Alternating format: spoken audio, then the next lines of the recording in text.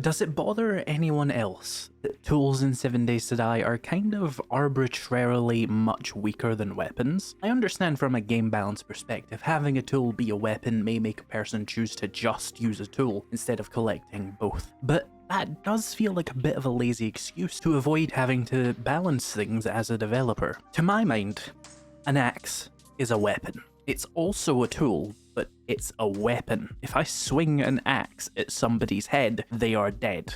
That's it. Game over. It's easily as lethal as a baseball bat. At the very least, as lethal as a baseball bat. I would say it's considerably more. But in 7 Days to Die, the baseball bat is actually a lot more deadly than the fire axe. And it's kind of for no real reason.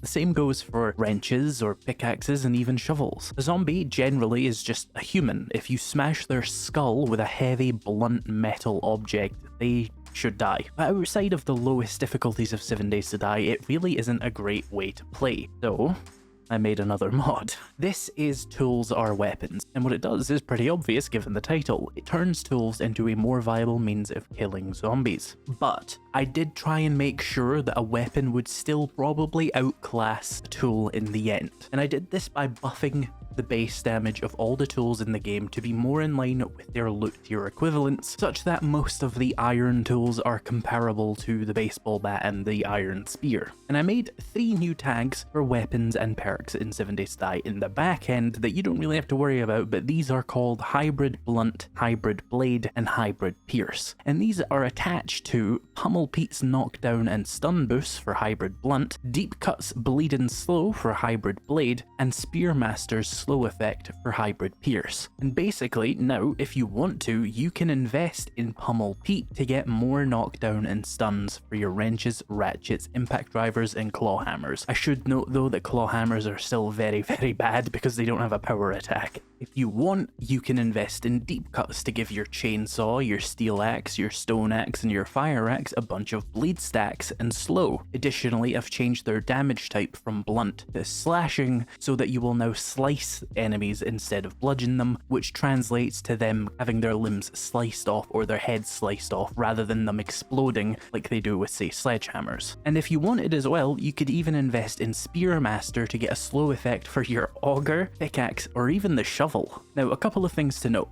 I wanted to make this mod in such a way that if you installed it on a server and somebody joined who didn't really care for this effect, they just wanted to use their tools as tools and their weapons as weapons, they would essentially be none the wiser. It wouldn't affect that person at all. The only way they would even know is just some modified damage values on their tools that they might not immediately even notice. What this means is that if you want to be good with tools, you get your entity damage and stamina reduction still from the core tool perk, and you still get your headshot damage from the tool's core attribute. For example, axes still get their headshot damage from strength, so you still need your minor 69er or your salvage operations to be good with these tools as weapons. But then, if you want to take it further, you can hybrid build them such that axes have bleed from agility, salvage tools get knocked down from strength, and picks and shovels get slow from perception. However, there is one final caveat to add to this as well. Tools make for useful, viable weapons in this mod, but the weapons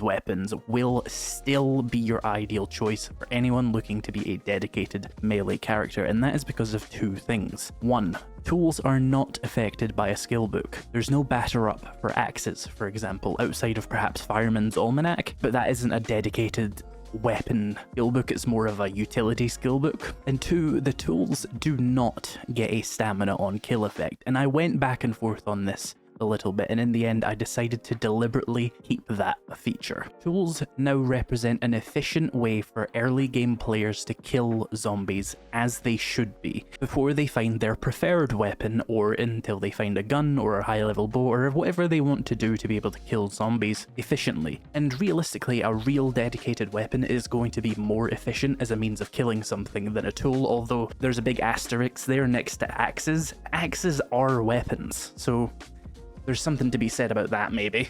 The way I was thinking about it was that tools are the melee weapon of, first of all, people who are in a bit of a desperate situation and all they have is like a wrench for some reason. If you're in a situation where you have to defend yourself with a shovel, then you can. But also tools are meant to be the melee weapons of players who don't really care about min-maxing their melee, right? A fully spec'd clubs player is going to have a fairly easy time taking on even radiated and infernal and charged zombies with their club on certain difficulties at least. But the axe player and the wrench bludgeoner is not going to have that kind of efficiency in killing high-level zombies with a tool. But both the tools player and the clubs player are going to have a fairly easy time cleaning up basic zombies with their primary melee weapons, assuming they've spec'd their characters reasonably well. And those basic zombies are what make up most of the zombies in 7 Days to Die. So your tool becomes a means of just cleaning the streets before you go into a POI, and then when you go into a POI and it's like a high level one, you bring out your guns and you do it that way, without having to be so dedicated to melee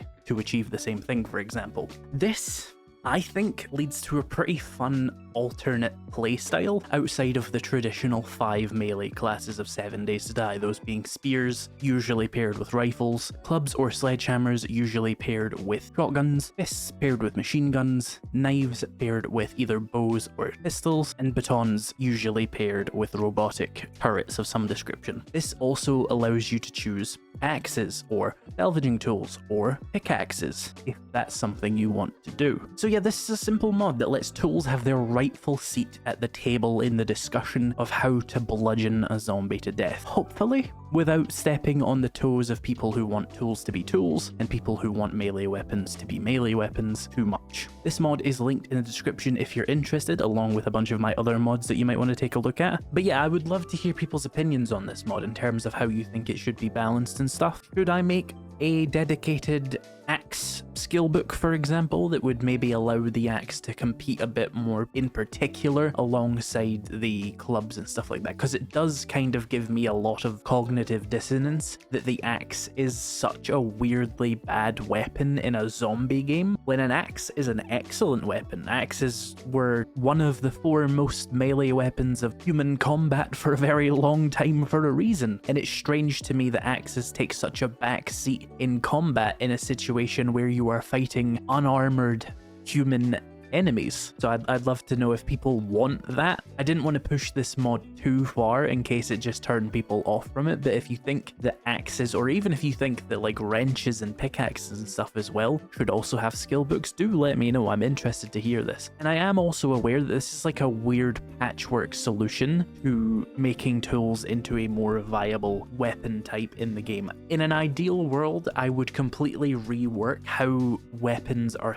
thought of by the game. Instead of having what I would call like 7 distinct or 8 distinct melee weapons as far as 7 Days to Die is concerned, I think trimming it down to just the 3 main damage types and allowing you to just choose whatever you want out of those would be a more enjoyable solution. For example, just off the top of my head, blade, blunt, and pierce, and then you just have batons, sledgehammers, fists, wrenches, ratchets, anything that you can beat someone to death with would just be a blunt weapon, and it would maybe be like a general perk, or it would be integrated into a different progression system entirely. And then you would have specialized perks further for like every other type of melee weapon within there. So for example, you could still have a brawler perk, but instead of governing your damage, it just does something very particular that is unique to Knuckles. And you can have an axe perk, which is governed by your blade perk, which allows you to get like extra bleed and maybe like stuns from your axe. I'm not sure what you would go for in particular, but I think an axe should make someone bleed. That was the big core thing of me making this mod. I was like, why don't axes cause bleeding? They should, it's an axe. In an ideal world, I would make that mod, but that mod would be a bit more intrusive than this mod. This one is just meant to be a little thing you can slip in, pretty lightweight,